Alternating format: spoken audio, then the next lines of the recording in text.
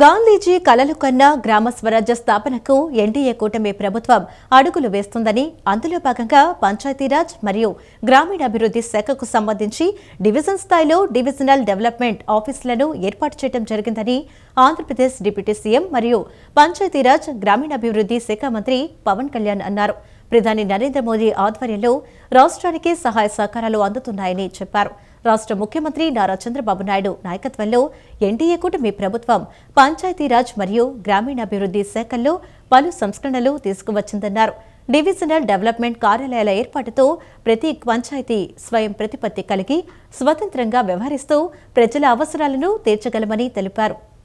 పంచాయతీరాజ్ మరియు గ్రామీణాభివృద్ధి శాఖకు సంబంధించి చిత్తూరు నుండి రాష్ట్ర వ్యాప్తంగా ఏర్పాటు చేసిన 77 డివిజనల్ డెవలప్మెంట్ ఆఫీసులను deputy CM Pawan Kalyan virtual విధానంలో ప్రారంభించారు. ఈ సందర్భంగా డిప్యూటీ సీఎం మాట్లాడుతూ 73వ రాజ్యాంగ సవరణ స్ఫూర్తితో పంచాయతీరాజ్ గ్రామీణాభివృద్ధి శాఖల్లో పలు సంస్కరణలు తీసుకొచ్చామని, ఇందులో భాగంగా రాష్ట్రంలో 77 డివిజనల్ డెవలప్మెంట్ ఆఫీసులను ప్రారంభించడం జరిగిందన్నారు.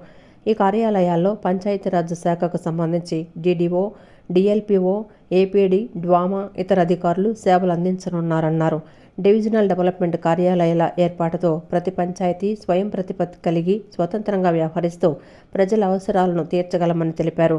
క్షేత్రస్థాయిలో ప్రభుత్వ అభివృద్ధి, సంక్షేమ కార్యకలాపాలను సమీకృతం చేస్తూ నిరంతర పర్యవేక్షణ చేయవచ్చన్నారు. గతంలో పంచాయతీరాజ్ గ్రామీణాభివృద్ధి శాఖలలో పనిచేస్తున్న అధికారుల పదోన్నతులకు సంబంధించి అనేక సమస్యలు ఉండేవని, గ్రూప్ 1 ద్వారా ఎంపీడీఓలుగా నియమితులైన వారు కూడా 22 ఏళ్ల వరకు పదోన్నతి లేకపోవడం, సీనియారిటీ సమస్యల కారణంగా పదోన్నతులు లేకుండా ఇబ్బందులు పడేవారన్నారు. వీటిని పరిష్కరించి సుమారు 10,000 మందికి పైగా పదోన్నతులు కల్పించామన్నారు. జిల్లా పరిషత్ విభాగాన్ని, జిల్లా పంచాయతీ విభాగాన్ని ఏకీకృతం చేస్తామన్నారు. అలాగే డిపిఓ స్థాయి అధికారిని డిప్యూటీ డైరెక్టర్గా పెంచామన్నారు. గ్రామ స్థాయిలో 7,244 క్లస్టర్లను రద్దు చేసి 13,350 గ్రామ పంచాయతీలను స్వయం పాలన సంస్థలుగా మార్చి ప్రతి పంచాయతీ ఒక పంచాయతీ సెక్రటరీని నియమించామన్నారు. 10,000 జనాభా దాటిన గ్రామ పంచాయతీలకు ఒక గెజిటెడ్ ఆఫీసర్ను పంచాయతీ డెవలప్మెంట్ అధికారిగా నియమించామన్నారు. ప్రస్తుతం ఉన్న 5 గ్రేడ్ల పంచాయతీ సెక్రటరీలను 3 గ్రేడులుగా చేస్తూ పంచాయతీ సెక్రటరీ పేరును పంచాయతీ అభివృద్ధి అధికారిగా మార్చామన్నారు. పంచాయతీరాజ్ సంస్థలను పటిష్టం చేయడానికి ఒక ప్రత్యేక ఐటీ వింగ్ను ఏర్పాటు చేశామన్నారు. జిల్లా స్థాయి నుండి గ్రామ స్థాయి వరకు ప్రజలకు మెరుగైన సేవలను ప్రజలకు అందించడానికి అధికారులు కంకణబద్ధులై ఉండాలని ఆశిస్తున్నానన్నారు. సార్ నమస్కారం సార్. మరి నేను కూడా 25 years ఎంపీగా వచ్చేసి ఈడీఓ వ్యవస్థ రావడం వలన నేను ఈ యొక్క పదవి ఈ పోస్ట్కి రాగలిగాను సార్. నెక్స్ట్ మేము పాడేరులో చేయడం నాకు చాలా ఆనందంగా ఉంది. ఎందుకంటే ఇట్స్ టూరిస్ట్ ప్లేస్ సార్. ఇది కూడా డెవలప్ చేయాలని తమను అర్థిస్తున్నాను. అదేవిధంగా మా కలెక్టర్ ఆధ్వర్యంలో ముందుకు వెళ్తామని తెలియజేస్తున్నాను sir. Thank you very much sir. We have a committed collector and a brilliant collector and he will take care. We are all there. Thank you sir. అలాగే రామనారాయణ రెడ్డి గారికి ఉన్నారండి, రమణయ్య గారు ఉన్నారు. నమస్కారం సార్. వీడియో రమణయ్య గారు నమస్కారం అండి. నారాయణ రెడ్డి గారు, రామనారాయణ నమస్కారం అండి.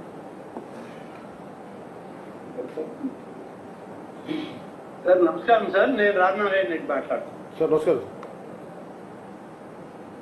సార్. ఇవాళ రాష్ట్రంలో ఈ గ్రామీణ వ్యవస్థను మెరుగుపరచడంలో కూటమి ప్రభుత్వంలో మనం వచ్చాక మీరు తీసుకున్నటువంటి నిర్ణయం, మరి అందరి అభిప్రాయంతో పంచాయతీరాజ్ వ్యవస్థను మెరుగుపరచాలని చేసినటువంటి ప్రయత్నం అత్యంత వేగవంతంగా ఇది సఫలీకృతం అవుతున్నందుకు ఎర్లీ బర్డ్ ప్రోత్సాహకాల కింద 6 కంపెనీలకు రాష్ట్ర పెట్టుబడుల ప్రోత్సాహక బోర్డు ఆమోదం తెలిపింది. పెట్టుబడులపై పోర్టల్ ఏర్పాటు చేసి పర్యవేక్షించాలని నిర్ణయించారు. నిర్ణీత కాలపరిమితిలో ఎంఓయూల అమలుకు వీలుగా చర్యలు చేపట్టాలని తీర్మానించారు. సిఐఐ సదస్సు అంతకుముందు ఒప్పందాల్లో 50% మేర ప్రక్రియ, విశాఖ పరిధిలో 1.69 లక్షల కోట్ల పెట్టుబడుల ప్రక్రియ మొదలైందని మంత్రులు టీజీ భరత్, కందుల దుర్గేష్ తెలిపారు. సచివాలయంలో ముఖ్యమంత్రి చంద్రబాబు అధ్యక్షతన 13వ ఎస్ఐపిబి సమావేశం జరిగింది. సమావేశానికి మంత్రులు నారా లోకేష్, టీజీ భరత్, పి నారాయణ, కందుల దుర్గేష్, గుట్టిపాటి రవికుమార్, అనగాని సత్యప్రసాద్, సిఎస్ విజయానంద్ సహా వివిధ శాఖల ఉన్నతాధికారులు హాజరయ్యారు. మంత్రులు బీసీ జనార్దన్ రెడ్డి, పయ్యావుల కేశవ్ వర్చువల్గా పాల్గొన్నారు. సిఐఐ సదస్సు అంతకుముందు ఒప్పందాల్లో 50% మేర ప్రక్రియ, విశాఖ పరిధిలో 1.69 లక్షల కోట్ల పెట్టుబడుల ప్రక్రియ మొదలైందన్నారు. అమరావతి పరిధిలో 87,000 కోట్లు, తిరుపతి పరిధిలో 73,000 కోట్ల పెట్టుబడులకు ప్రక్రియ మొదలైందని చెప్పారు. తాజా సమావేశాల్లో 8.29 లక్షల కోట్ల పెట్టుబడులకు SIPB ఆమోదం తెలిపిందన్నారు. 7.62 కోట్ల మందికి ప్రత్యక్షంగా ఉద్యోగాలు లభించేలా ప్రభుత్వం చర్యలు తీసుకుంటోందని చెప్పారు. 45 రోజుల్లో క్షేత్రస్థాయిలో అమలయ్యేలా కార్యాచరణ రూపొందిస్తామన్నారు. 13.25 లక్షల కోట్లకు సంబంధించి MOUలు జరిగాయని, పెట్టుబడుల ద్వారా 16.13 లక్షల మందికి ఉపాధి కలగనుందన్నారు. కూటమి ప్రభుత్వం అధికారంలోకి వచ్చిన 18 నెలల కాలంలోనే రమారమి 20 లక్షల కోట్ల వరకు పెట్టుబడులు వివిధ రంగాల్లో సాధించగలిగాం. ఈజ్ ఆఫ్ డూయింగ్ బిజినెస్ మాత్రమే కాకుండా ముఖ్యమంత్రి గారు పదే పదే చెప్పేటువంటి స్పీడ్ ఆఫ్ డూయింగ్ బిజినెస్ అనేటువంటి దానికి సరైన నిర్వచనం ఈ 18 నెలల కాలంలో ఇవ్వడం జరిగింది. ఇవాళ సచివాలయంలో హానరబుల్ సీఎం గారి అధ్యక్షన జరిగినటువంటి పెట్టుబడుల ప్రోత్సాహక బోర్డు సమావేశంలో 20,444 కోట్ల పెట్టుబడులకు ఆమోదం తెలియజేశాం. అదేవిధంగా మొత్తం 26 సంస్థలకు రాష్ట్రంలో యూనిట్లు ఏర్పాటు చేసుకోవడానికి ఆమోదం తెలియజేయడం జరిగింది. వీటి ద్వారా 56,278 ఉద్యోగాల కల్పన జరుగుతుందనేటువంటి మాట కూడా స్పష్టమైనటువంటి వివరణతో ఉంది. ఇవి కాకుండా ఎర్లీ బర్డ్ ప్రోత్సాహకాలు, ఏదైనా ఒక కార్యక్రమంలో మొట్టమొదటిగానే వచ్చి మేము టేకప్ చేస్తాం అనేటువంటి ఒక 6 కంపెనీలకు కూడా ఆమోదం తెలియజేయడం జరిగింది. విశాఖ పెట్టుబడుల సదస్సులో కుదుర్చుకునే MOUలపై కూడా ఎలాంటి MOUలు చేశారు అనేటువంటి దాని మీద కూడా ముఖ్యమంత్రి గారు సమీక్ష చేయడం జరిగింది. దాంతోపాటు దీనికి ఒక పోర్టల్ని ఏర్పాటు చేసుకుని ఎప్పటికప్పుడు పర్యవేక్షణ చేయాలనేటువంటి మాటని నిర్ణయించుకోవడం జరిగింది. MOUలు ఏవైతే మనం కుదుర్చుకున్నామో ఆ ఒప్పందాలు సరైన దిశలో అమలు జరగటానికి కొంత సమయంలోనే, కాల పరిమితిలోనే అవన్నీ కూడా అమలు చేయడానికి వీలుగా ముఖ్యమంత్రి గారు, CS గారు, అదేవిధంగా మంత్రివర్గ ఉపసంఘం, వారితో పాటు ఆయా శాఖలకు సంబంధించిన మంత్రులు కూడా నిరంతరం పర్యవేక్షణ చేసే విధంగా ఈ కార్యక్రమాన్ని ఏర్పాటు చేసుకోవడం జరిగింది. అంటే వరల్డ్ ఎకనామిక్ ఫోరం పోయే లోపల ఎన్ని అయితే అన్నీ మనం కంప్లీట్ చేసి ఫౌండేషన్ స్టోన్ వేయాలా, DPRలు ప్రిపేర్ చేసి ఒకవేళ SIPC, SIPB క్యాబినెట్ పోయేదేమన్నా ఉంటే వాళ్ళకి ఫాలోఅప్ చేసి అది కంప్లీట్ చేసేదానికి మ్యాక్సిమం ప్రయత్నించండి. ఎందుకంటే మనం ఏదో ఫిగర్లు చెప్పాము, అది కాకుండా we have the target of దగ్గర January 18th ఒక 45 డేస్లో మనం కంప్లీట్ చేయాలా. ఎన్ని వీలైతే అన్ని కంప్లీట్ చేసి ఫౌండేషన్ స్టోన్స్ వేస్తాము అని చెప్పి ఈరోజు ఆదేశాలు ఇవ్వడం జరిగింది. దాని తగ్గట్టుగా వీఆర్ ప్రిపేరింగ్ అనమాట. సో 1,000 crore పైన ఉందంటే డెడికేటెడ్ ఆఫీసర్ని ఐడెంటిఫై చేయడం జరిగింది. ప్రతి మినిస్ట్రీకి సంబంధించిన దాంట్లో వాళ్ళ 1,000 crore పైనకు సంబంధించింది ఉందంటే డెడికేటెడ్ ఆఫీసర్ ఉంటాడు. వాళ్ళకి ఫాలోఅప్ చేసి విగరస్గా ఫాలోఅప్ చేసి వాళ్ళే వెక్స్ అయిపోవాలన్నమాట. ఏంద్రా MOU చేసినాం, ఇంత విగరస్ ఫాలోఅప్ ఉంటుంది. ఎందుకంటే ఆల్రెడీ దట్ ఈస్ దేర్. మనకు ఆల్ ఓవర్ ఇండియాలో ఎక్కడ పోయినా నేను అదే చెప్తున్నా కదా, ఆంధ్రప్రదేశ్, ఎందుకంటే ఈ మధ్య మన గూగుల్ వచ్చిన తర్వాత డేటా సెంటర్కి సంబంధించింది త్రూ అవుట్ వరల్డ్ ఎక్కడ ఆంధ్రప్రదేశ్, ఎక్కడ విశాఖపట్నం అనేది ఒక క్లారిటీ రావడం జరిగింది. తెలుగు చదువుకుంటేనే ఏపీ, తెలంగాణలో ఉద్యోగం ఇవ్వాలని మాజీ ఉపరాష్ట్రపతి వెంకయ్యనాయుడు అన్నారు. ఆంగ్లేయులు వారి భాషను అధికార భాషగా చేసుకుని పాలన చేశారని, మనం తెలుగు వాళ్ళం కాబట్టి తెలుగును పరిపాలన భాషగా చేయాలన్నారు. మెడికల్, ఇంజనీరింగ్ బోధన మాతృభాషలో జరిగేలా ఏర్పాట్లు జరుగుతున్నాయన్నారు. మచిలీపట్నంలోని కృష్ణా యూనివర్సిటీలో కృష్ణా తరంగ్ 2025 ఉత్సవాలు నేటి నుంచి ప్రారంభమయ్యాయి. ప్రారంభోత్సవ కార్యక్రమానికి మాజీ ఉపరాష్ట్రపతి వెంకయ్యనాయుడు, మంత్రి కొల్లు రవీంద్ర, ఎమ్మెల్యే మండలి బుద్ధప్రసాద్, ఆర్టీసీ చైర్మన్ కొనకళ్ళ నారాయణ పాల్గొన్నారు. కృష్ణా తరంగ్ ఉత్సవాలను వెంకయ్యనాయుడు ప్రారంభించారు. అనంతరం ఆయన మాట్లాడుతూ, ఇటీవల రామోజీరావు జయంతి సందర్భంగా తెలుగు భాషలోనే ప్రభుత్వ కార్యక్రమాల్లో ఉత్తర ప్రత్యుత్తరాలు చేయాలని ఈ 2 రాష్ట్రాల ముఖ్యమంత్రులను కోరానన్నారు. దీనికి వారు చేస్తామని హామీ ఇచ్చారని తెలిపారు. ఉత్తర ప్రత్యుత్తరాలు తెలుగులో ఉంటే అదే రామోజీరావుకు ఘన నివాళి అని పేర్కొన్నారు. భారతీయ భాషలను కాపాడాలని ప్రధాని మోదీ ఆలోచన చేస్తున్నారని తెలిపారు. ఆంగ్లేయులు వారి భాషను అధికార భాషగా చేసుకుని పాలన చేశారని, మనం తెలుగు వాళ్ళం కాబట్టి తెలుగును పరిపాలనా భాషగా చేయాలన్నారు. మెడికల్, ఇంజనీరింగ్ బోధన మాతృభాషలో జరిగేలా ఏర్పాట్లు జరుగుతున్నాయి. మన వాళ్ళు ఇంగ్లీష్ మాట్లాడటం రాకపోయినా పేపర్ మీద రాసుకొని మాట్లాడతారని, ఆంగ్లంలో మాట్లాడితేనే గొప్ప అని భావిస్తున్నారని పేర్కొన్నారు. ముందు మాతృభాషకు ప్రాధాన్యత ఇవ్వాలి, తర్వాత సోదర భాషలో నేర్చుకోవాలని వెంకయ్యనాయుడు అన్నారు. తాను వీధి బడిలో చదువుకొని ఉపరాష్ట్రపతి వరకు వెళ్లానని తెలిపారు. దేశంలో 22 భాషలున్నాయని, రాజ్యసభలో ఏ భాషలోనైనా మాట్లాడవచ్చనే ఉత్తర్వులు ఇచ్చామని వెంకయ్యనాయుడు పేర్కొన్నారు. అనంతరం మంత్రి కొల్లు రవీంద్ర, ఎమ్మెల్యే మండలి బుద్ధప్రసాద్ కూడా మాట్లాడారు. అలాగే చరిత్రను, అలాగే కళలను, సంగీత సాహిత్య సౌరభాలను విరుజుమేటట్టుగా ఆ పాట చాలా అద్భుతంగా రాశారు. పిల్లలు కూడా అద్భుతంగా పాడారు. ఈ కాళీపట్నపు రమా సింగరాజు కళ్యాణి అని చెప్పాను. చాలా సంతోషం వేసింది నాకు.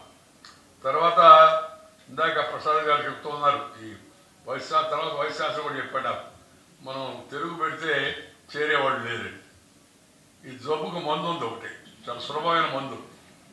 తెలుగు చదువుకుంటేనే ఉద్యోగం, లేకపోతే లేదు. సింపుల్.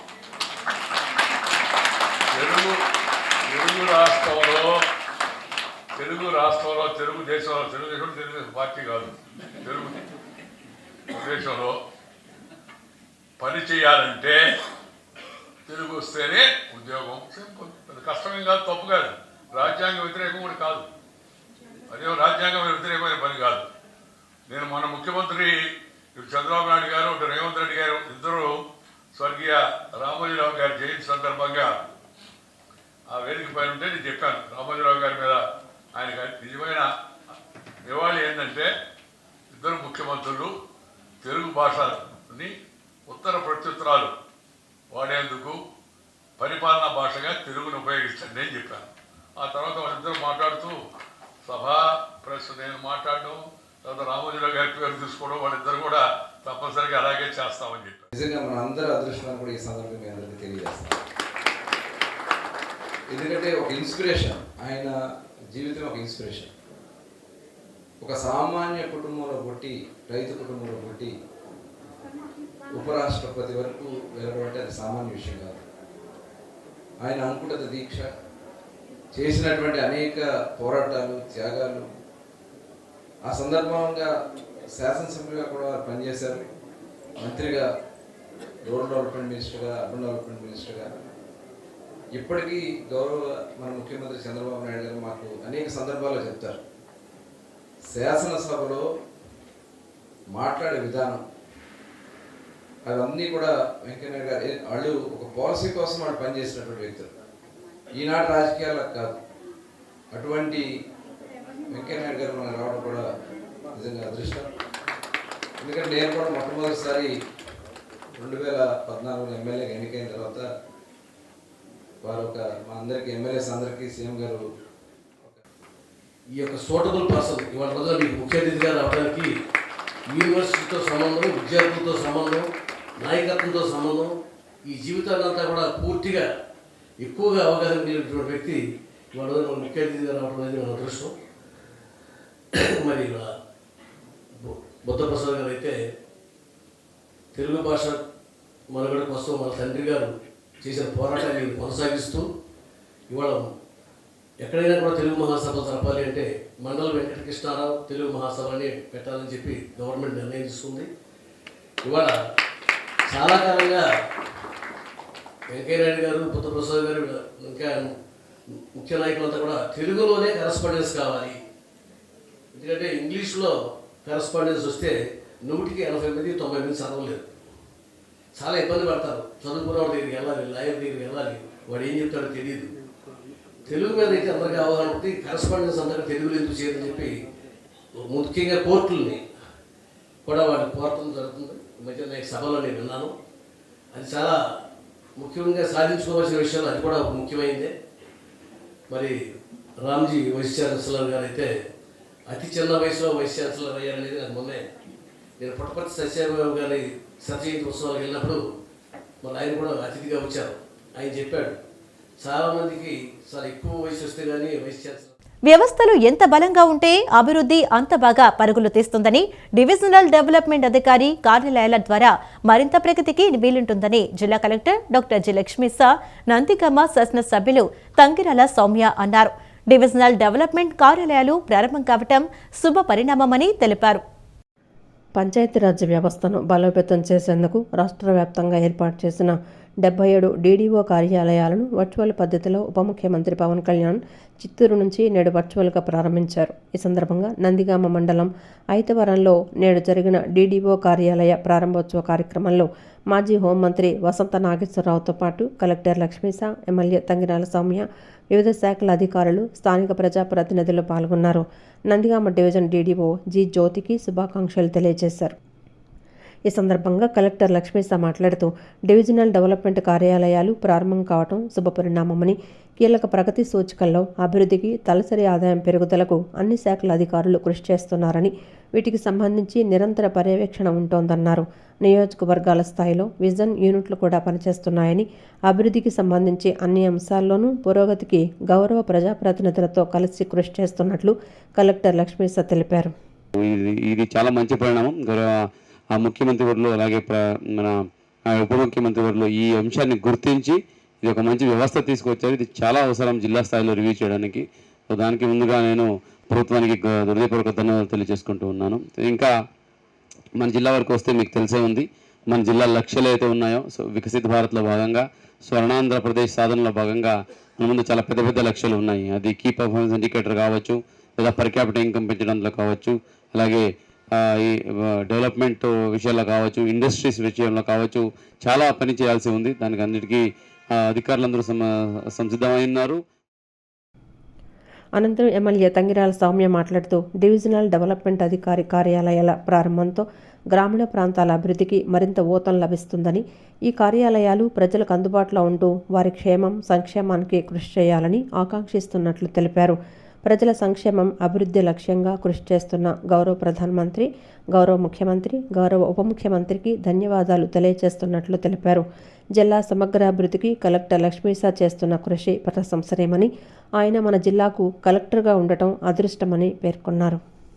ఈ ప్రభుత్వం కూడా ఇంకా అభివృద్ధి చెందే విధంగా మరి దాదాపు 25 lakhs మరి జడ్పీ నిధుల్లో ఇస్తున్నారండి. మరి మనస్ఫూర్తిగా వసంత నాగేశ్వరరావు గారికి ధన్యవాదాలు తెలియజేసుకుంటున్నాను. మరి ఈరోజు డీడీఓ అధికారిగా మరి నియమించబడిన జ్యోతి గారికి మనందరం కూడా మనస్ఫూర్తిగా శుభాకాంక్షలు తెలియజేసుకుందాం. తప్పకుండా ప్రజలకు అందుబాటులో ఉండి ఈ గ్రామీణ వ్యవస్థలో ఉన్న మరి లోపాలు కానీ అదేవిధంగా సమస్యలు కానీ వెంటనే ఈ 2 నియోజకవర్గాల్లో మీరు పరిష్కరిస్తారని నేను మనస్ఫూర్తిగా కోరుకుంటున్నామండి.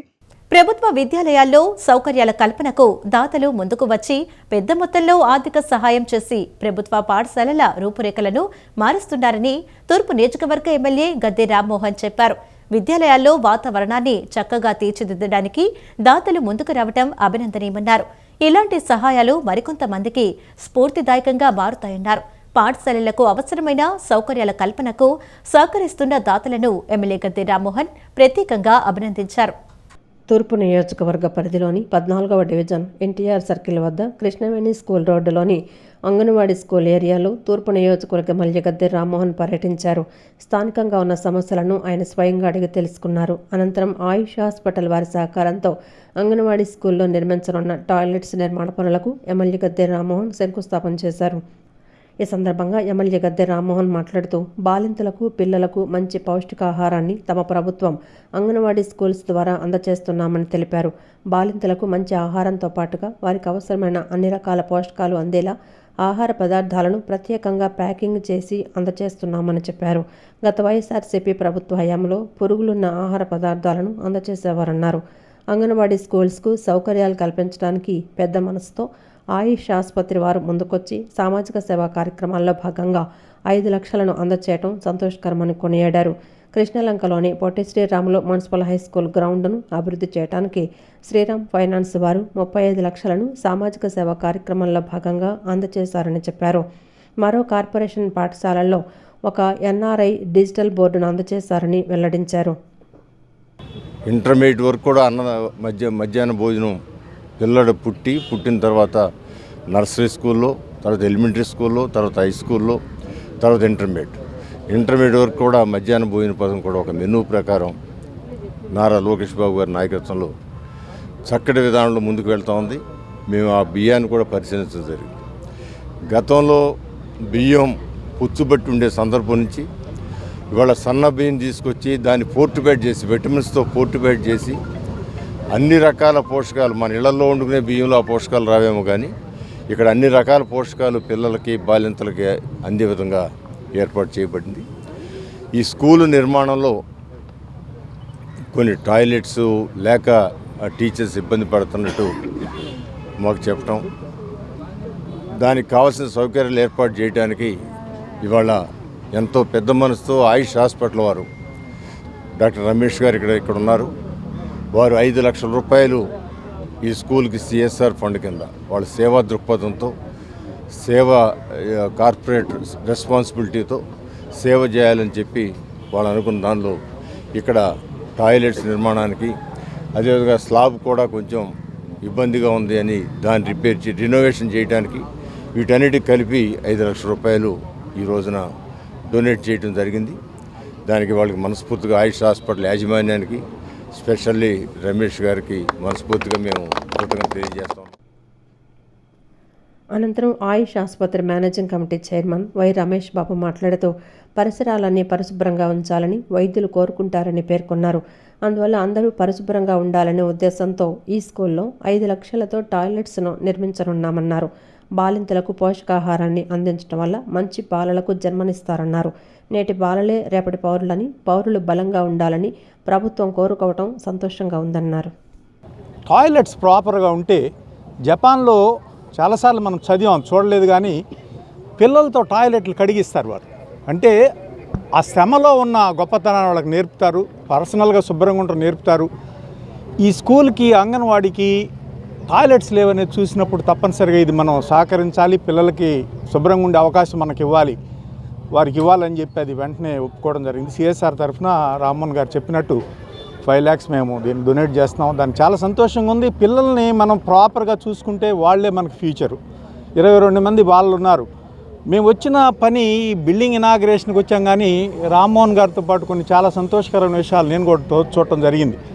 ఫోర్టిఫైడ్ రైస్ అనేది నేను ఇంతవరకు ఫస్ట్ టైం డాక్టర్గా నేను ఎప్పుడు చూడలేదు. ఫోర్టిఫికేషన్ అంటే ఏంటనేది, దాంట్లో వైటమిన్స్ 12 తర్వాత ఐరన్ ఇవన్నీ కూడా ఇచ్చి, తర్వాత బాలింతలకు కానీ ప్రెగ్నెంట్ ఉమెన్కి కానీ అసలు శిశువు జననానికి స్టార్ట్ అయిన దగ్గర నుంచి రిజిస్టర్ చేసుకుని వారిని త్రూ అవుట్ ప్రెగ్నెన్సీ ఫాలో అయ్యే గవర్నమెంట్ అన్ని సదుపాయాలు వారికి ఇవ్వటం, ఫ్యూచర్ అంతా ఈ పిల్లల మీద ఆధారపడింది మనం నమ్మటం, దీనివల్ల ఇది గొప్ప అనుభూతి మాకు. కూటమి ప్రభుత్వం అధికారంలోకి వచ్చిన తర్వాత బీసీలకు తిరిగి పునర్వైభవం వచ్చిందని సెంట్రల్ నియోజకవర్గ ఎమ్మెల్యే బోండా ఉమామహేశ్వరరావు అన్నారు. బీసీ, ఎస్సీ, ఎస్టీలకు ప్రభుత్వం అనేక సంక్షేమ పథకాలు అమలు చేసి ఎల్లప్పుడూ అండగా ఉంటుందని హామీ ఇచ్చారు.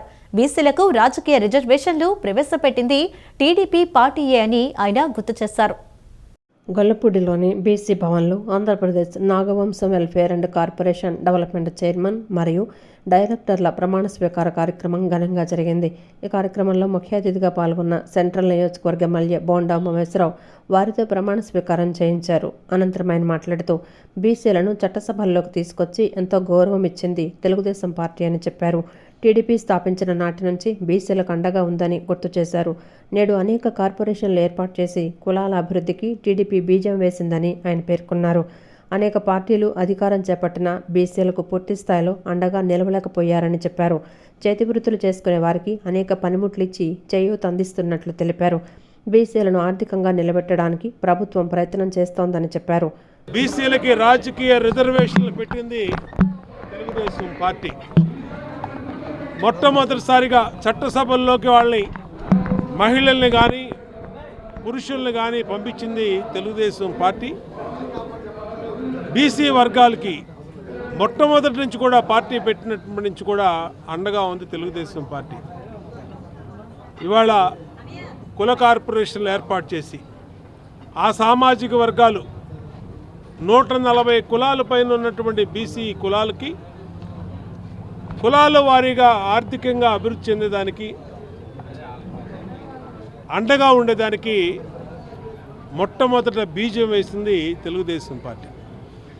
2014-19 కాలంలో అనేక సంక్షేమ కార్యక్రమాలు కులాల వారీగా తీసుకొచ్చాం. అట్టడుగు ఉన్నటువంటి కులాలకి ఆర్థికంగా అభివృద్ధి చెందేదానికి అనేక రకాలుగా ఆ రోజే బీజం వేశాం. తర్వాత వచ్చినటువంటి ప్రభుత్వాలు నిర్లక్ష్యం చేసినాయి. తెలుగుదేశం హయాంలో ఆదరణ పథకం పెట్టాం. కమ్మరి, కుమ్మరి, నాయి బ్రాహ్మలు, రజకులు, వడ్రంగి అనేక సామాజిక వర్గాల కుల వృత్తులు చేసుకుని ఆధారపడే సామాజిక వర్గాలకి కోట్ల రూపాయలతో పనిముట్లు ఇచ్చి ఆ కులాలు ఆర్థికంగా అభివృద్ధి చెందడానికి ఆ రోజు సహాయం చేశాం. అనంతరం టీడీపీ సీనియర్ నాయకులు ఎమ్మెల్యే గంటా శ్రీనివాస్ తానేడు, గంటా రవితేజ మాట్లాడుతూ టీడీపీ అంటేనే బీసీల పార్టీ అని చెప్పారు. భీమిలి నియోజకవర్గానికి చెందిన 3 నాగవంశం కార్పొరేషన్లో డైరెక్టర్లుగా నియమించడం సంతోషంగా ఉందని తెలిపారు. అంటే బీసీ పార్టీ అంటే టీడీపీ. ఇటువంటి కార్యక్రమాల్లో ఈరోజు మన విశాఖపట్నం జిల్లాకి 5 పోస్టుల్లో అలా 3 పోస్టులు మన భీమిలి ప్రజలకి అందచేయడం అనేది చాలా సంతోషకరమైన విషయం.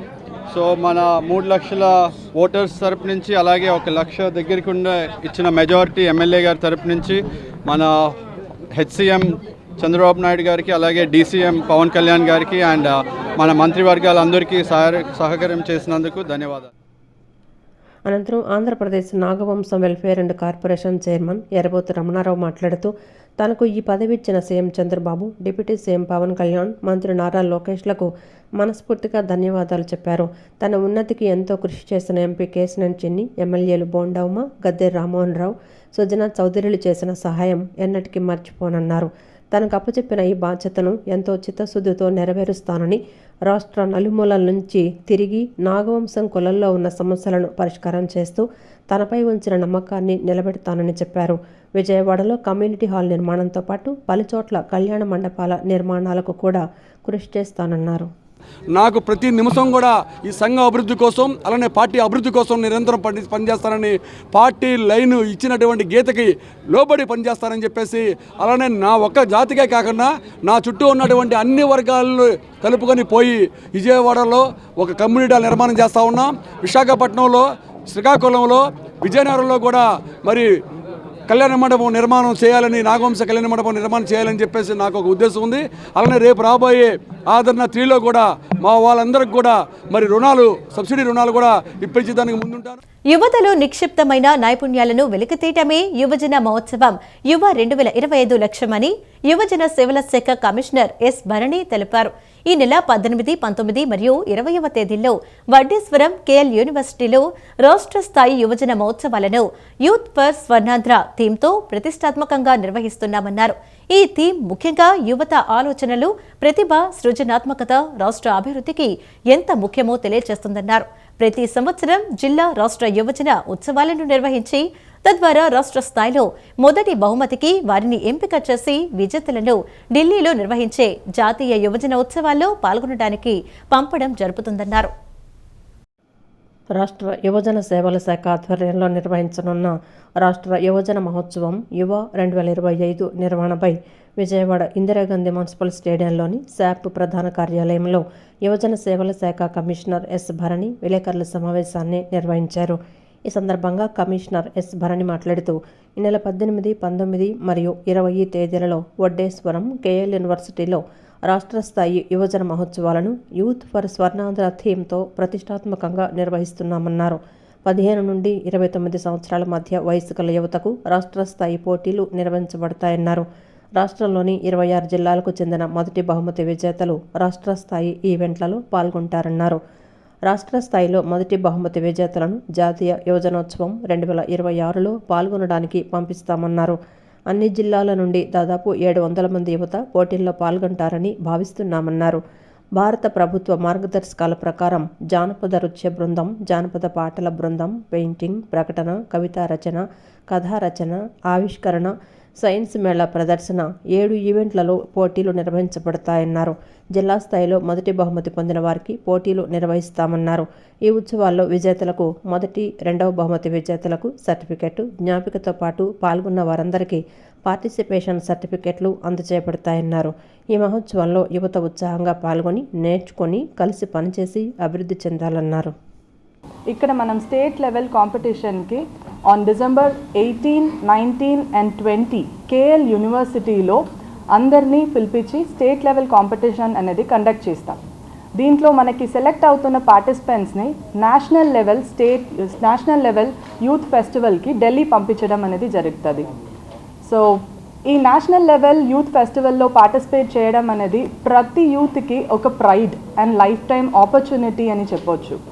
సో మనం ఈ స్టేట్ యూత్ ఫెస్టివల్ని జస్ట్ ఒక selection process for national youth festival మాత్రం కాకుండా దాని భాగంగా మిగతా యూత్స్ చాలా మందికి ఒక ఆపర్చునిటీ ఇవ్వాలి అని అనుకుని ఆంధ్ర యువ సంకల్ప్ 2025 అనేది మన హానరబుల్ మినిస్టర్ గారు ఫర్ యూత్ రాంప్రసాద్ రెడ్డి గారు and also our honourable minister Lokesh గారు ఇద్దరు మొదలుపెట్టారు బిఫోర్ 3 months.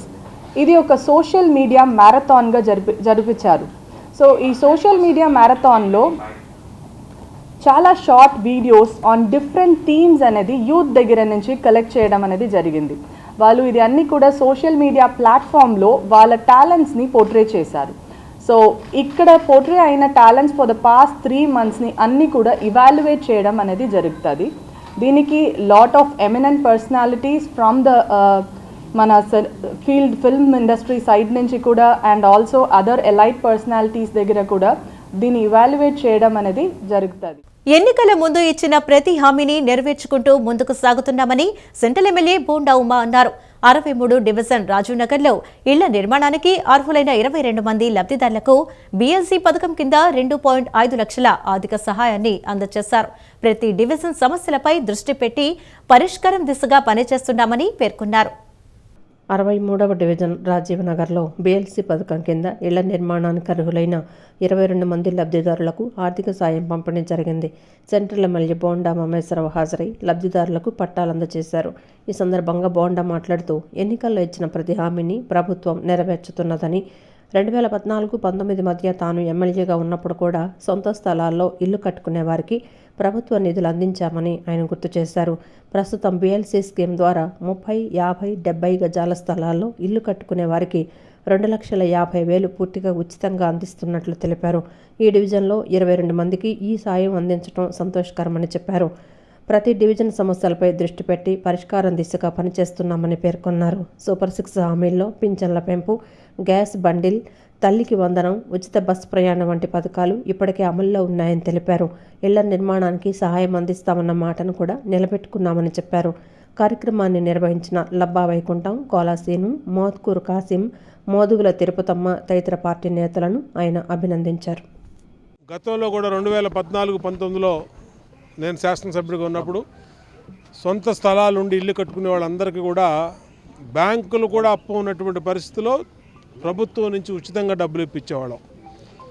ఈరోజు మళ్ళా బీఎల్సీ స్కీమ్ ద్వారా 2,50,000 రూపాయలు 30 గజాల్లో, 50 గజాల్లో, 70 గజాలు ఇల్లు కట్టుకునే వాళ్ళకి ఉచితంగా, అప్పుగా కాదు ఉచితంగా ఇప్పిస్తా ఉన్నాం. ఈరోజు 63వ డివిజన్ స్థానిక కార్పొరేటరు మా సోదరి మోదుగుల తిరుపతమ్మ ఆధ్వర్యంలో మరి ఇక్కడ 22 మందికి ఇల్లు కట్టుకునేదానికి 2,50,000 రూపాయల చొప్పున ఉచితంగా ఇచ్చాం. చాలా సంతోషంగా ఉంది. ప్రతి డివిజన్లో సమస్యల మీద దృష్టి పెట్టాం. ఆ సమస్యలు పరిష్కరించే విధంగా ముందుకెళ్తా ఉన్నాం. ఇవాళ రాజీవ్ నగర్లో గతంలో ఇల్లు కట్టించే దానికి సహాయం చేసింది మేమే, ఇప్పుడు ఇల్లు కట్టుకునే దానికి డబ్బులు ఇచ్చేది మేమే. ఎన్నికల ముందు చెప్పిన సూపర్ 6 హామీలు, పింఛన్లు పెంచుతా ఉన్నాం, పింఛన్లు పెంచాం. గ్యాస్ బండ్లు ఇస్తా ఉన్నాం, గ్యాస్ బండ్లు ఇచ్చాం. అలాగే తల్లికి వందనం పేరు మీద ఎంతమంది చదువుకునే పిల్లలు ఉంటే అంతమంది డబ్బులు ఇస్తా ఉన్నాం, ఇచ్చాం. అలాగే ఉచిత బస్సు అన్నాం, ఇచ్చాం. అన్ని రకాలుగా పేదవాళ్ళకి ఇచ్చిన ప్రతి మాట నెరవేరుస్తూ విజయవాడ ఆస్టర్ రమేష్ ఆసుపత్రిలో 76 ఏళ్ల కండరాల బలహీనతను కలిగించే మయాస్థీనియా గ్రావిస్ రోగికి పూర్తి మేల్కొని ఉన్న స్థితిలో గుండె బైపాస్ సర్జరీ విజయవంతంగా చేసినట్లు ఆసుపత్రి managing director doctor Potineni Ramesh Babu తెలిపారు. థొరాసిక్ ఎపిడ్యూరల్ అనస్థీషియా ద్వారా ఛాతీ భాగానికి మాత్రమే మత్తు ఇచ్చి వెంటిలేటర్ అవసరం లేకుండా శస్త్రచికిత్సను సజావుగా పూర్తి చేశామన్నారు. ఈ అరుదైన శస్త్రచికిత్సను నిర్వహించిన వైద్య బృందానికి డాక్టర్ రమేష్ బాబు అభినందనలు తెలిపారు.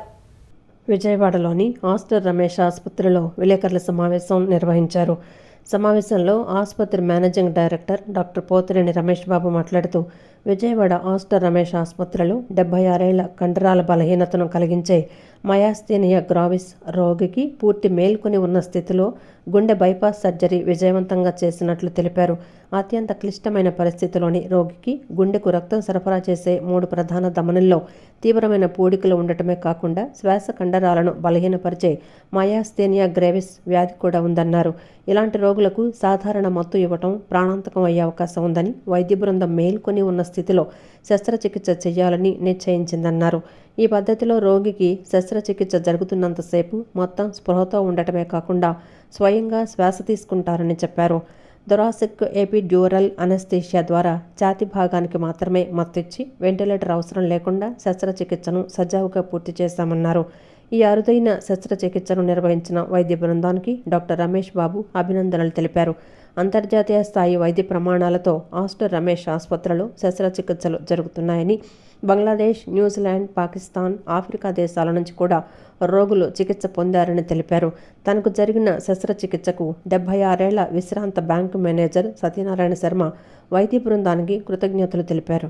వెంటిలేషన్ లేకుండా ఈ ఛాతీ భాగం వరకు మాత్రమే మనకి మత్తు వచ్చేటట్టు సర్వైకల్ అండ్ డార్సల్ స్పైన్ ఆ ఏరియాలో వీళ్ళు మత్తు ఇంజెక్షన్స్ ఇచ్చి ఆ స్పైనల్ కార్డ్ దగ్గర ఈ ఏరియాకి ఏం తెలియకుండా సర్జరీ చేసేటప్పుడు కట్ చేసినప్పుడు కానీ ఏం తెలియకుండా ఉండేటట్టు చేసి పేషెంట్తో మాట్లాడుతున్నారు. దీనివల్ల మనకి కాంప్లికేషన్ రేటు తక్కువ ఉండి within few hours patient recover అయిపోవడం, తర్వాత ఇప్పుడు 3వ రోజుకే పేషెంట్ నడవడం ఇవన్నీ కూడా చేశారనమాట. యాక్టివ్గా ఉన్నారు. పేషెంట్ కూడా మాట్లాడతారు. ఇప్పుడు మనకి మన పోస్ట్ ఆఫ్ వార్డ్ నుంచి పేషెంట్ కూడా మాట్లాడతారు. ఆయన retired bank manager. So he was also seeing what is happening and then so he expressed lot of satisfaction. ఏ రీతి చేస్తే విధానం చేస్తే ఈ అన్ని ప్రాబ్లం తగ్గచ్చు. నార్మల్ బ్రీతింగ్ ఏం కావాలి, muscle is important. Heart brain muscles 1 unit లాగే వర్క్ చేయాలి. సో ఏ విధానం చేస్తే ఈ అన్ని ప్రాబ్లం తగ్గచ్చు. So we all are discussed that time. We thought here is a procedure. We're well aware, we have been doing awake cardiac surgery. ఈ awake cardiac surgery patient చేస్తే మంచిగా, అంటే మసిల్కి ప్రాబ్లం రాకూడదు. సో మసిల్ ప్రాబ్లం వస్తే breathing difficulty రావచ్చు. అందుకని ఈ అవే కార్డియాక్ సర్జరీ చేశాం. We are very thankful to our cardiology unit, doctor Ramesh garu, doctor Harni madam, who have trusted us, that they posed a challenge. Look, here is a patient and how we can manage, and we gave them a best results. That patient had a respiratory problem. One of the indications for putting the patient on awake surgery is when they cannot breathe when we put them on ventilator. So that is apart from this neurological disorder. So that patient, when I did, it was a big news in Bangalore. So that is the advantage. One, we can extend in some of the patients when they cannot be maintaining on ventilator. And one of the finest thing is, after surgery gets over, once we close the chest, patient will be feeling normal. And when we go to the post-operative ward, we feel as if surgery is not being done. So that is one of the finest thing patient experiences. I just wanted to... ఎలా చేద్దామని ముందుగానే plan తయారు చేసుకుని, సరే దీన్ని అవేగ్గా చేద్దామని discuss చేసి అవేగ్గా చేస్తాం. అవేగ్గా ఎలా చేయాలంటే, మామూలు సిజేరియన్ సెక్షన్లో వెన్నుకి ఎలా ఇస్తారో అలాగే ఈ ఆపరేషన్ కూడా ఎంతవరకు అయితే ఎనస్థీషియా కావాలో అంతవరకే ఎపిడ్యూరల్ అనే ఎనస్థీషియా ఇచ్చి ఈ ఛాతీ భాగం వరకే ఎనస్థీషియా ఇచ్చి దాని ప్రకారంగా చేస్తాం. దీనివల్ల 2 అడ్వాంటేజ్. ఒకటి, పేషెంట్ కాన్షియస్గా ఉంటాడు త్రూఅవుట్. మనకి పేషెంట్కి ఎవరైనా పేషెంట్ చెప్పగలడు. రెండోది ఏంటంటే నేను చెప్పినట్టు పూర్తి మత్తు ఇవ్వాల్సిన అవసరం ఉండదు. 28వ డివిజన్లోని భానునగర్ ప్రాంతవాసులు కనీస మౌలిక సదుపాయాలు లేక తీవ్ర ఇబ్బందులు పడ్డారని కార్పొరేటర్ వీరమాచినేని లలిత కిషోర్ ఈ డివిజన్ సమస్యలపై పూర్తి దృష్టి పెట్టి అన్ని వసతులు కల్పించడానికి కృషి చేశారని ఎమ్మెల్యే బోండా ఉమామహేశ్వరరావు ప్రశంసించారు. 2024లో టీడీపీ అధికారంలోకి వచ్చిన తర్వాత సెంట్రల్ నియోజకవర్గంలో అభివృద్ధి మళ్లీ ఊపందుకుందని తెలిపారు. గెలుపు అనేది కేవలం విజయం కాదని అది ఒక బాధ్యత అని నియోజకవర్గంలోని 21 డివిజన్లను మోడల్ నియోజకవర్గంగా తీర్చిదిద్దుతామనే లక్ష్యంతో పని చేస్తామని ఆయన స్పష్టం చేశారు. సెంట్రల్ నియోజకవర్గంలోని 28వ డివిజన్లోని భానునగర్ ప్రాంతంలో మసీద్ ఎదురుగా ఉన్న కాలనీకి ప్రభుత్వ విప్పు సెంట్రల్ నియోజకవర్గ శాసనసభ్యులు బోండా ఉమామహేశ్వరరావు పేరుని నామకరణం చేసి ఆర్చిని ప్రారంభించారు. డివిజన్ కార్పొరేటర్ వీరమాచినేని లలిత కిషోర్ ఆధ్వర్యంలో జరిగిన ఈ కార్యక్రమంలో సుమారు 50 లక్షల రూపాయల వ్యయంతో నూతనంగా రోడ్లు, వాటర్, డ్రైనేజీ లైన్ల నిర్మాణానికి కూడా శంకుస్థాపన చేశారు. ఈ సందర్భంగా బోండా ఉమా మాట్లాడుతూ 2024లో టీడీపీ అధికారంలోకి వచ్చిన తర్వాత సెంట్రల్ నియోజకవర్గంలో అభివృద్ధి మళ్లీ ఊపందుకుందని తెలిపారు. తాను ఎమ్మెల్యేగా కేశినేని శివనాథ్ చిన్ని ఎంపీగా ఎన్నికైన తర్వాత ప్రతి డివిజన్లోని సమస్యలపై ప్రత్యేక దృష్టి పెట్టి కార్పొరేటర్ల సహకారంతో వాటిని పరిష్కరిస్తున్నామని చెప్పారు. ముఖ్యంగా 40 నుంచి 50 సంవత్సరాలుగా స్లమ్ ఏరియాగా ఉన్న 28వ డివిజన్లోని భానునగర్ ప్రాంత వాసులు కనీస మౌలిక సదుపాయాలు లేక తీవ్ర ఇబ్బందులు పడ్డారని ఆయన గుర్తు చేశారు. గతంలో శంకుస్థాపన సమయంలో వైసీపీ నాయకులు పనులు ఆపించారని, ఆ తర్వాత వారి ప్రభుత్వం వచ్చినా అభివృద్ధి చేయలేదని విమర్శించారు. ప్రస్తుతం కార్పొరేటర్ వీరమాచినేని లలిత కిషోర్ ఈ డివిజన్ సమస్యలపై పూర్తిగా దృష్టి పెట్టి ముఖ్యంగా భానునగర్లో అన్ని వసతులు కల్పించడానికి కృషి చేశారని కొనియాడారు. ఈ భానునగర్ ఇది పూర్తిగా స్లమ్ ఏరియా. ఎప్పుడో 40-50 సంవత్సరాల నుంచి ఇక్కడ నివాసం ఉంటున్నటువంటి వీళ్ళకి కనీస మౌలిక సదుపాయాలు కూడా లేకుండా ఇబ్బంది పడినటువంటి పరిస్థితులు. గతంలో నేను 2014-19 శాసనసభ్యుడిగా అప్పుడు ఈ సీసీ రోడ్లన్నింటిని కూడా అన్నిటిని మంజూరు చేయించి శంకుస్థాపన చేసే టైంలో వైసీపీ నాయకులు ఆ రోజు రైల్వే వాళ్ళని మిగతా డిపార్ట్మెంట్ వాళ్ళని రెచ్చగొట్టి ఆపిచ్చారు. తర్వాత వాళ్ళ ప్రభుత్వం వచ్చింది, ఏమీ చేయలే. మళ్ళా ఈ డివిజన్ కార్పొరేటర్గా మా సోదరి వీరమాచినేని లలిత అలాగే వీరమాచినేని కిషోరు ఇక్కడే మళ్ళీ ఎన్నికైనాక ఈ డివిజన్ సమస్యల మీద పూర్తి దృష్టి పెట్టారు. ముఖ్యంగా ఈ భానునగర్లో అన్ని వసతులు కల్పించడానికి అన్ని రకాలుగా ప్రయత్నాలు చేసి సఫలీకృతమయ్యారు. ముఖ్యంగా ఈ ప్రాంతం ఈ 8 రోడ్లు గతంలో మంచినీళ్ళు లేక, సరైనటువంటి టాయిలెట్లు లేక, దారి లేక, రోడ్లన్నీ కూడా బురదమయము, గోతులమయము, డ్రైనేజీ లేక తీవ్రమైనటువంటి ఇబ్బందులు పడేవాళ్ళు ఈ 7-8 సందుల్లో ఉన్నటువంటి కుటుంబాలన్నీ కూడా. వీళ్ళు ఎప్పుడో ఎక్కడి నుంచో వచ్చేసి ఇక్కడికి 20 గజాలు, 30 గజాలు, 40 గజాల్లో ఇల్లు కట్టుకొని ఉన్నటువంటి వాళ్ళు. వీళ్ళకి మౌలిక సదుపాయాలు ఏర్పాటు చేయాలని ఖచ్చితంగా అనుకున్నాం, ఎన్నికల ముందు చెప్పాం. అనుకున్నటువంటి విధంగానే మా కిషోరు ఇక్కడే కూర్చొని ఎన్ని ఇబ్బందులు ఎన్ని వచ్చినా సరే దాన్ని నేను శాసనసభ్యుడిగా పైనుంచి అధికారులతో మాట్లాడి మంజూరు చేయించాం. అనంతరం కార్పొరేటర్ వీరమాచినేని లలిత మాట్లాడుతూ గత ప్రభుత్వంలో ఈ ప్రాంత వాసులు ఖాళీ చేసే ప్రయత్నాలు చేశారని ఆరోపించారు. కూటమి ప్రభుత్వం వచ్చాక ఎమ్మెల్యే బోండా ఉమా ఆధ్వర్యంలో ఈ ప్రాంతవాసులకు మౌలిక సదుపాయాలు కల్పించారని, అందుకు కృతజ్ఞతగా స్థానికులు ఈ ప్రాంతాన్ని బోండా ఉమా కాలనీగా మార్చారని చెప్పారు. ఈ సందర్భంగా స్థానికులు ఎమ్మెల్యే బోండా ఉమాకు కృతజ్ఞతలు తెలిపారు. ఏదైనా సరే నేనుండాను అని మనం ఉమన్నా అని పిలవగానే మన ఇంటికి వచ్చి మన సమస్య ఏంటో తెలుసుకునే మనిషిని మనం ఎమ్మెల్యేగా గెలిపించుకున్నందుకు ఇవాళ అంతా మంచిగా జరిగిందని చెప్పుకోవాలి. ఇక్కడ ప్రజలు కూడా చాలా హ్యాపీగా 40 సంవత్సరాల నుంచి మేము ఇబ్బంది పడ్డాము, ఇవాళ ఉమాగారి వల్ల మీ వల్ల అయ్యిందని చెప్తున్నారు. అట్లా నేనైతే ఇక్కడ ప్రజలందరినీ ఒకటే కోరుకుంటున్నా, ఇవాళ మనం డెవలప్ అయిపోయిందని డెవలప్ చేసిన వాళ్ళని మనం మర్చిపోకూడదు, ఎప్పుడు గుర్తుంచుకోవాలి. ఈ డెవలప్ ఇంతటితో ఆగకూడదు, రేపు పట్టాలకు పోవాలి, ఇంకా మనం ఇల్లు కట్టుకుని మనకి లోన్లు కానీ ఏదైనా తెచ్చుకోవాలంటే ఏంటంటే నాయకులు ఉండాలి. ఈ డెవలప్తో మనం ఆగిపోవటం కాదు, మళ్ళీ ఎవరినైనా నమ్మి మీరు మళ్ళీ మోసపోయారంటే ఈ డెవలప్మెంట్ ఇంతటితోనే ఆగిపోతుంది. నాయకుడు వచ్చినా ఎవరు వచ్చినా ఏం వచ్చినా సరే మీకు ఇది చేస్తాం అది చేస్తాం అని మా దగ్గర ఓట్లు దండుకున్నారే తప్ప మాకే రోజు కూడా ఏ నాయకుడు కూడా వచ్చి చేసింది లేదండి. ఈరోజు బోండా ఉమా గారు, వీరమాచినేని లలిత కిషోర్ గారు మనకు లలిత గారు అందరు కలిసి ఈరోజు మాకు ఒక న్యాయం అనేది మాట ఇచ్చారు. మాట ఇచ్చిన ప్రకారం ఈరోజు చేయడం జరిగింది. ఇక్కడ ఈరోజు మీరు చూసుకుంటే ఈ రోడ్లు కానీ మీకు ఈ డెవలప్మెంట్ ఈ గవర్నమెంట్లో జరిగిందనే దానికి మేమంతా ఈ కాలనీలో ఉండే 100 కుటుంబాలు కూడా ఈరోజు ముక్తాఖండంగా చెప్పగలుగుతున్నామండి. మాకు ఈరోజు ఇంతంత రోడ్లు మీరు చూసుకోండి, ఏ రోడ్డు చూసుకున్నా సరే, సీసీ రోడ్డు కానీ టైల్స్ రోడ్డు కానీ ఏ రోడ్డు అయినా సరే మాకు ఇవన్నీ కూడా చాలా చక్కగా చేసి పెట్టారు. మేము బతుకున్నంత కాలం వాళ్ళు మర్చిపోము. అది రోడ్లు బాగున్నాయండి, కరెంట్లు వేశారు, రోడ్లు వేశారు, మంచినీళ్ళు పంపులు వేశారు, డ్రైనేజీలు వేశారు, అన్ని సౌకర్యాలు బాగా చేశారు. మాకంతా న్యాయం చేశారు. మేము బతుకున్నంత కాలం వాళ్ళు మర్చి బురదలు అన్ని పాములు అన్నీ ఉండేవి. ఇప్పుడు లలితమ్మ గారు కిషోర్ సార్ మాకు చాలా మంచి చేశారు. ఆనందంగా ఉంది. ఇప్పుడు డ్రైనేజీలు రోడ్లు అన్నీ వచ్చాయి మాకు. ఇది వారికి చెప్తాను కదా సార్, బురదలు పాములు అన్నీ వచ్చాయి. అసలు నీళ్ళు వెళ్ళేవి కాదు, ఎంగిలి నీళ్ళు అన్నీ రోడ్డు మీదకి మోసుకొని వెళ్ళేవాళ్ళం. బట్టలు ఉతికినా అంటులు తోమినా చాలా ఇబ్బంది పడ్డాం, చాలా నరకం పడ్డామండి. ఇప్పుడు చాలా ఆనందంగా ఉంది. కామినేని హాస్పిటల్స్ విజయ ప్రస్థానంలో మరో కీలక మైలురాయిని అధిగమించింది. గత 10 సంవత్సరాలుగా గుండె చికిత్సల్లో అత్యుత్తమ సేవలను అందిస్తూ ప్రజల్లో విశ్వాసాన్ని నెలకొల్పిన కామినేని కార్డియాలజీ విభాగం అత్యధిక సక్సెస్ రేటుతో 15,000కు పైగా కార్డియాలజీ కార్డియోథోరాసిక్ ప్రొసీజర్లను పూర్తి చేసింది.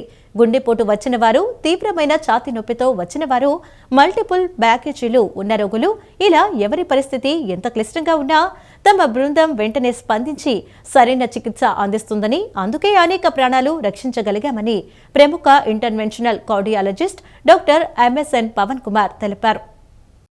నగరంలోని ఇంద్రప్రస్థ హోటల్లో కామినేని హాస్పిటల్స్ వైద్య బృందం విలేకరుల సమావేశాన్ని నిర్వహించింది.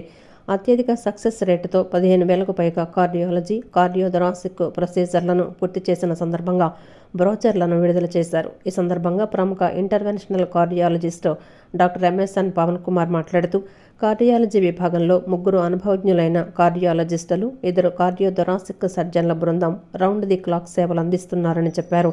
అత్యవసర పరిస్థితుల్లో ప్రతి క్షణం కీలకమే అవుతుందని, కాబట్టి రోగి ఆసుపత్రికి వచ్చి చేరిన వెంటనే ఈసీజీ, ట్రోపో టెస్టు, ఈకో వంటి పరీక్షలు చేసి సమస్యను త్వరగా గుర్తిస్తున్నామన్నారు. అవసరమైన సందర్భాల్లో పేషెంట్ రాగానే 45 నిమిషాల్లో ప్రైమరీ యాంజియోప్లాస్టీ నిర్వహిస్తున్నామని చెప్పారు. అనుభవజ్ఞులైన వైద్య నిపుణులు, అత్యాధునిక సాంకేతిక సంపత్తి అందుబాటులో ఉండటంతో అద్వితీయ ఫలితాలను సాధిస్తున్నామని డాక్టర్ పవన్ కుమార్ వెల్లడించారు. క్లిష్టమైన ప్రొసీజర్స్, అన్ని క్లిష్టమైన సర్జరీస్ అన్నీ కూడా చేస్తున్నాము.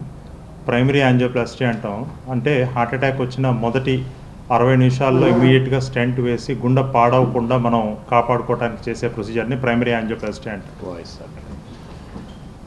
ప్రైమరీ యాంజియోప్లాస్టీలు మనం చాలా కామన్గా చేస్తున్నాము. మన దగ్గర 3 కార్డియాలజిస్టులు, 2 సిటీ సర్జన్స్ ఉన్నారు. సో ఈ ప్రొసీజర్స్ అన్నీ చేయడానికి అందరి సహకారంతో విజయవంతంగా చేయడానికి అవకాశం ఉంది మన దగ్గర. ఇప్పుడున్న కాలంలో హార్ట్ అటాక్స్ చిన్న వయసు నుంచే చాలామందికి రావడం అనేది జరుగుతోంది. Especially post Covid heart attack అని బాగా ఎక్కువ అయిపోయినాయి ప్రతి ఒక్కళ్ళలో. షుగర్ ఉన్న వాళ్ళకి, బీపీ ఉన్న వాళ్ళకి, స్మోకింగ్, ఆల్కహాల్ అలవాటు ఉన్న వాళ్ళకి, వంశపారంపర్యంగా ఇప్పుడున్న స్ట్రెస్ వల్ల, ఎక్సర్సైజ్ లేని కారణం వల్ల, ఒబెసిటీ స్థూలకాయం పెరగటం వల్ల కానీ మొత్తానికి హార్ట్ అటాక్స్ రావడానికి అవకాశం బాగా ఎక్కువ అయిపోయింది. 2 సీనియర్ కార్డియోథొరాసిక్ సర్జన్స్ ఉన్నారు. మెయిన్ మా స్పెషాలిటీ ఏంటంటే 24/7 అవైలబిలిటీలో ఉంటామండి. ఎప్పుడైనా సరే హార్ట్ ఆపరేషన్లు అన్నిటికన్నా ముఖ్యమైనది ప్రైమరీ యాంజియోప్లాస్టీ. ఒక పేషెంట్కి ఎక్కువ బెనిఫిట్ అయ్యేది దానివల్లే. సో మేము 3 ఉండటం వల్ల ఏంటంటే రౌండ్ ద క్లాక్ అవైలబిలిటీలో ఉన్నాం. ఎప్పుడైనా పేషెంట్ ఒకసారి హాస్పిటల్లోకి ఎంటర్ అయితే వితిన్ 60 మినిట్స్లోనే ప్రైమరీ యాంజియోప్లాస్టీ చేయడం అనేది ఈ హాస్పిటల్ ఒక ప్రత్యేకత. రెండోది, గుండెకి సంబంధించిన ప్రతి కష్టమైన కేసులు కూడా దాదాపుగా 99% మేము చేస్తుంటాం. అనంతరం కార్డియోథొరాసిక్ సర్జన్లు doctor Suresh, doctor Bharat, Kamineni hospitals medical director doctor SRS Vardhan మాట్లాడుతూ ప్రస్తుత కాలంలో అన్ని వయసుల వారిలో గుండె సమస్యలు పెరుగుతున్నాయని, ముఖ్యంగా యువతలో హార్ట్ అటాక్ కేసులు ఎక్కువవుతున్నాయని అన్నారు. ఆహారపు అలవాట్లు, ఒత్తిడి, నిద్రలేమి, ధూమపానం, వ్యాయామం లేకపోవటం వంటి కారణాల వల్ల ఈ పరిస్థితి ఏర్పడుతోందని ఆయన పేర్కొన్నారు. ఇలాంటి సమయంలో ఖచ్చితమైన పరీక్షలు, సత్వర చికిత్స ఎంతో కీలకమని ఆయన చెప్పారు. కామినేని హాస్పిటల్స్లో అత్యాధునిక ప్రమాణాలతో రూపొందించిన cath lab, laminar flow operation థియేటర్లు, కార్డియాక్ ICUలు ఉన్నాయని, ఇవన్నీ అంతర్జాతీయ ప్రమాణాలకు అనుగుణంగా రూపొందించబడినట్లు తెలిపారు. ఈ ప్రొసీజర్లో ఫస్ట్ ఎండింగ్ దగ్గర నుండి ఒక హార్ట్ అటాక్ వచ్చి 1 గంటలోగా హాస్పిటల్కి వస్తే వాళ్ళని ఫుల్ ఫ్లెడ్జ్డ్గా రికవరీ చేసే బాధ్యత మా పవన్ కళ్యాణ్ తీసుకుంటా ఉన్నారు. వాళ్ళు చేసే క్రమంలో ఏమైనా క్లిష్టమైన పరిస్థితి వస్తే బ్యాకప్ ఇవ్వడానికి నేను భరత్ ఉన్నాము. మాకు ఎనస్థీషియా 24 hours కాసుకొని కూర్చోవడానికి డాక్టర్ వంశీ లాంటి ఇన్స్టిట్యూట్లో అందరం సిమ్స్ నుండి ఇన్స్టిట్యూట్లో ట్రైన్ అయ్యి వచ్చిన వాళ్ళం. ఇలా ఒకరికొకరు సాయం చేసుకుంటూ ఇలా 15,000 సర్జరీలని వీటన్నిటితో పాటు మా మేనేజ్మెంట్ మాకు ఏది అడిగితే అది ఇస్తూ టైం టు టైం మాకు ఏ రకమైన ఇబ్బందులు లేకుండా చూసుకుంటూ వెళ్ళారు. విజయవాడ నగరంలో సినీ నటులు తేజ సజ్జా, మీనాక్షి చౌదరి సందడి చేశారు. బెంజ్ సర్కిల్ సమీపంలో నూతనంగా ఏర్పాటు చేసిన వారాహి సిల్క్స్ షోరూంను హీరో తేజ సజ్జా, హీరోయిన్ మీనాక్షి చౌదరి లాంఛనంగా ప్రారంభించారు. విజయవాడ రావటం చాలా సంతోషంగా ఉందని అన్నారు. విశాలమైన ప్రాంగణంలో అద్భుతంగా వారాహి షోరూంను ఏర్పాటు చేశారని, విస్తృత శ్రేణి వస్త్రాలు ఇక్కడ ఉన్నాయని చెప్పారు. పండుగ అయినా పెళ్లి అయినా one stop destination Varahi silks అని పేర్కొన్నారు. విజయవాడ బెంజ్ సర్కిల్ సమీపంలో నూతనంగా ఏర్పాటు చేసిన వారాహి సిల్క్స్ నేడు లాంఛనంగా ప్రారంభించారు. ప్రముఖ cine hero Teja Sajja, heroine Meenakshi Chaudhary ప్రారంభోత్సవానికి విచ్చేశారు. రిబ్బన్ కట్ చేసి జ్యోతి ప్రజ్వలన చేసి షోరూంను ప్రారంభించారు. షోరూంలో ఉన్న విస్తృత శ్రేణి వస్త్రాలను తిలకించారు. అనంతరం మీడియాతో మాట్లాడారు. విజయవాడలో ఎక్కడ చూసినా వారాహి హవా కనిపిస్తోందని చెప్పారు. వారాహి షోరూంలో విభిన్న రకాల వస్త్రాలు ఉన్నాయని తెలిపారు. ప్రజలు షోరూంను సందర్శించి వస్త్రాలను కొనుగోలు చేయాలన్నారు. తనకు ఇండియన్ వేర్ అంటే చాలా ఇష్టమని చెప్పారు. మల్టీ స్టారర్ సినిమాలు చేయాలని తనకుందన్నారు. సినిమా పైరసీ అనేది చాలా బాధాకరమని, మన నెల జీతాన్ని ఎవరో దొంగతనం చేస్తే ఎంత బాధగా ఉంటుందో పైరసీ కూడా అలానే ఉంటుందన్నారు. ఇది ఎన్ని రోజులు ఉండదన్నారు. సినీ హీరోయిన్ మీనాక్షి చౌదరి మాట్లాడుతూ వారాహి సిల్క్స్తో తన ప్రయాణం కొనసాగుతోందని, ఎంతో ఫ్యాషన్ డెడికేషన్తో మణిదీప్ వారాహి సిల్క్స్ను ప్రారంభించారని తెలిపారు. విజయవాడలో చీరలకు వారాహి సిల్క్స్ ల్యాండ్ మార్కుగా నిలుస్తుందన్నారు. ప్రజల ఆదరాభిమానాలతో ఉభయ తెలుగు రాష్ట్రాలతో పాటు దేశంలోని ఇతర రాష్ట్రాలలో మరిన్ని శాఖలు ఏర్పాటు చేయాలని ఆకాంక్షించారు. తనకు అన్ని రకాల చీరలు ఇష్టమని చెప్పారు. సంక్రాంతికి తన సినిమా అనగనగా ఒకరోజు వస్తోందన్నారు. ముందుగా విజయవాడ రావడం చాలా ఆనందంగా ఉంది. అండ్ బిగ్గెస్ట్ వారాహి స్టోర్ ఇంత అద్భుతంగా విజయవాడలో పెట్టడం, నా రూట్స్ కూడా విజయవాడ నుంచే. So it's more special for me. All the best to Manideep garu and his entire team. They have been doing fantastic job. ఎక్కడ చూసినా ఈ మధ్య వారాహి కనిపిస్తుంది. So all the best to Varahi. అందరూ డెఫినెట్గా వచ్చి చెక్అవుట్ చేయండి. అనంతరం వారాహి సిల్క్స్ చైర్మన్ మణిదీప్ మాట్లాడుతూ ఇది తమ 5వ స్టోర్ అని, 30,000 చదరపు అడుగుల్లో షోరూంను ఏర్పాటు చేశామన్నారు. 50,000 చీరలు అందుబాటులో ఉన్నాయని, చేనేత కార్మికులను ప్రోత్సహించడంలో తామెప్పుడు ముందుంటామని అన్నారు. అన్ని వర్గాల వారికి అందుబాటు ధరల్లో వస్త్రాలు లభిస్తాయని, 500 రూపాయల నుంచి వస్త్రాలు ఉన్నాయన్నారు. 10,000 రూపాయల విలువగల వస్త్రాలు కొనుగోలు చేసిన వారికి గోల్డ్ కాయిన్ ఇవ్వటం జరుగుతుందని, లక్కీ డ్రా కూడా ఉందని చెప్పారు. చాలా చాలా సంతోషంగా ఉంది. ఐ థింక్ నా association with Varahi it's been ఒక ఆన్గోయింగ్ జర్నీ అండ్ నేను చాలా చాలా హ్యాపీగా ఉన్నాను. అంటే మెయిన్ రీజన్ ఏంటంటే from the time I associated with Varahi to ఇప్పుడు the growth is so immense. And I think అది మొత్తం credit goes to Manideep garu and Madhula garu ma'am. Because ప్యాషన్తో, their డెడికేషన్తో అండ్ ఎంత అది వన్ లీనియర్ ఫోకస్ అంటే వారాహి అంటే best in the business of saris, best in the business of what they are selling. అంటే I'm so happy.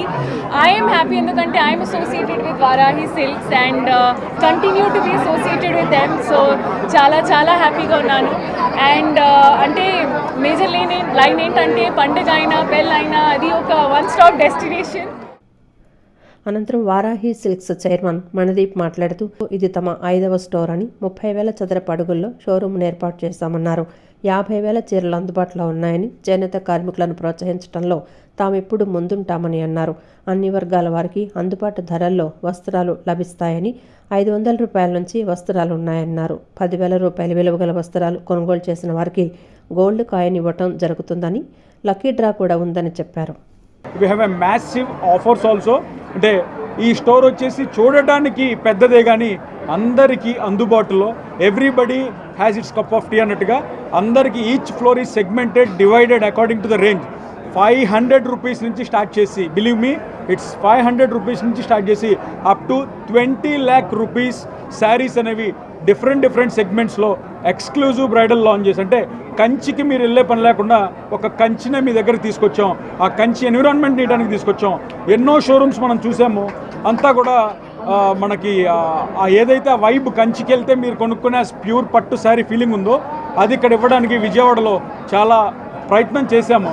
అలాగే ఈ పర్చేస్లో భాగంగా ఈ ఆఫర్స్ ఏదైతే ఈ లాంచ్లో ఎవ్రీ 10,000 పర్చేస్ చేసిన వాళ్ళకి గోల్డ్ కాయిన్, అలాగే 15,000 వర్త్ పర్చేస్ చేసిన వాళ్ళకి గోల్డ్ ప్లస్ సిల్వర్ కాయిన్ ఇవ్వడం జరుగుతుంది.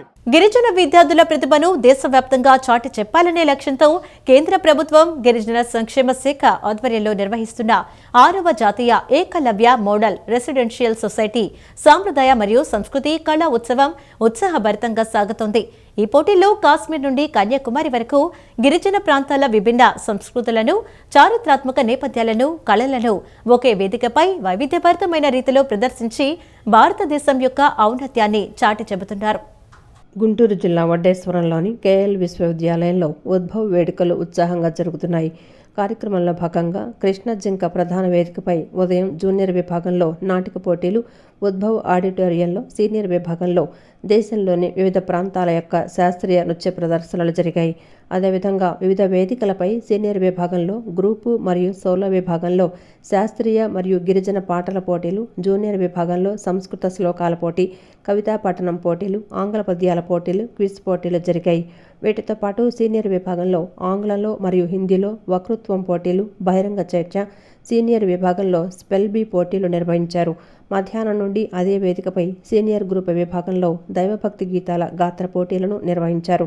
వీటితో పాటు వివిధ వేదికలపై సీనియర్ గ్రూపు, సోలో విభాగంలో జానపద గేయాల గాత్ర పోటీలు, సంగీత వాయిద్యాల కచేరీ పోటీలు, నృత్య, నాటిక, సంగీత, దృశ్య కళల ద్వారా సాంప్రదాయ కథనాల వక్తృత్వ పోటీలు, theatre mimicry, classical, semi classical, సంగీత గాత్ర కచేరీ పోటీలను నిర్వహించారు. వివిధ రాష్ట్రాలకు చెందిన గిరిజన ప్రాంతాలకు చెందిన స్వాతంత్ర సమరయోధుల పోరాటాలు, దేశభక్తులు మరియు ప్రముఖ చరిత్రకారులు, గిరిజన తెగల యోధులు, ప్రముఖ రాజకీయ నాయకుల జీవిత చరిత్రలతో సీనియర్ విభాగం నాటిక పోటీల ప్రదర్శన కొనసాగింది.